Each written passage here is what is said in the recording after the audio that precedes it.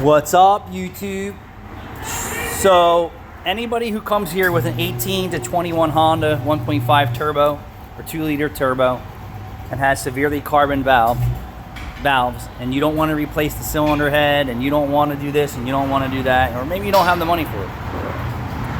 Your engine needs a short block, it needs a head gasket, it needs a cylinder head, it's going to need spark plugs, and it's going to need injectors. That's it.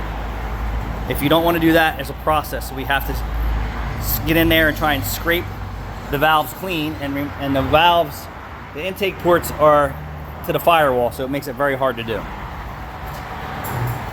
So what I do is I offer a cleaning service, and it may take a few times to get it all done, but it is affordable.